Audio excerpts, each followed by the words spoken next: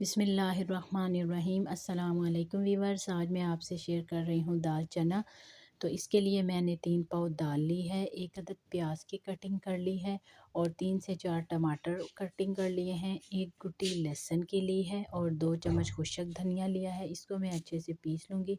5 से 6 सब्ज़ मिर्च और एक दरमियानी साइज़ का अदरक का टुकड़ा, इनको भी मैंने अच्छे से पीस लेना है। नमक हस्बे ज़ायका यूज़ करना है। लाल मिर्च 1 चम्मच, तड़ा मिर्च 1.5 चम्मच, हल्दी पाउडर 1.5 चम्मच और 1 चम्मच गरम मसाला लिया है। हरे धनिए की मैंने बारीक कटिंग कर ली है। सबसे पहले कुकर में मैं दाल को धो के शामिल करूँगी और फिर उसमें पानी शामिल कर लूँगी। पानी की मिकदार आपने थोड़ी ज़्यादा रखनी है और कुकर को बंद करके तकरीबन 20 मिनट के लिए चलाना है, बल्कि परफेक्ट 20 मिनट में मेरी दाल गल चुकी है। और फिर मैंने मसाला तैयार करने के लिए एक कढ़ाई में घी शामिल किया और उसमें सबसे पहले प्याज शामिल कर लिए। अदरक, लहसुन और खुशक धनिए को मैंने मिर्चों को अच्छे से पीस लिया है और अब हमारे प्याज पकने स्टार्ट हो गए हैं। प्याज़ों को मैंने गोल्डन ब्राउन करना है। प्याज जब गोल्डन ब्राउन हो जाएंगे तो हमने उसमें पिसा हुआ धनिया और लहसुन शामिल करना है और इनको भी गोल्डन होने तक हमने पकाना है। फिर इसके बाद हरी मिर्च और कुटी हुई अदरक इसमें शामिल करेंगे और उसको भी थोड़ी देर के लिए हम पकाएंगे।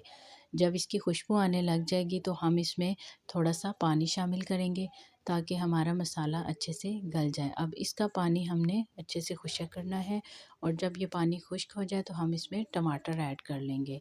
अब हमने टमाटरों को भी थोड़ी देर के लिए पकाना है, तकरीबन 2 से 3 मिनट के लिए।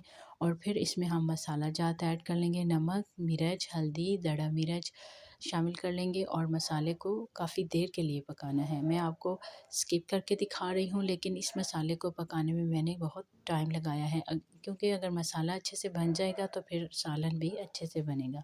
व्यूअर्स, प्लीज़ रेसिपी देखने के साथ साथ मेरे चैनल को सब्सक्राइब कर दीजिए।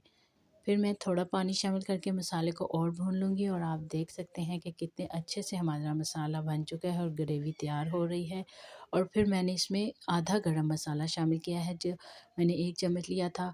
अब दाल भी हमारी अच्छे से गल चुकी है और मसाला भी तैयार हो चुका है। अब हम इस मसाले को दाल में शामिल कर लेंगे और इसको हमने अच्छे से मिक्स करना है।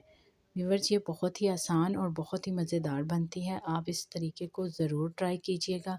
फिर हमने दोनों को मिक्स करने के बाद 10 से 15 मिनट के लिए हल्की आंच पे दम दे के पकाना है। और जब हमारी ये मिक्स होके सालन तैयार हो जाए तो हमने गरम मसाला और खुशक धनिया शामिल करके मिक्स कर लेना है। हमारा सालन बनके तैयार हो चुका है। व्यूअर्स, अगर आपको ये रेसिपी पसंद आई हो तो प्लीज़ मेरे चैनल को सब्सक्राइब कीजिए। अल्लाह हाफ़िज़।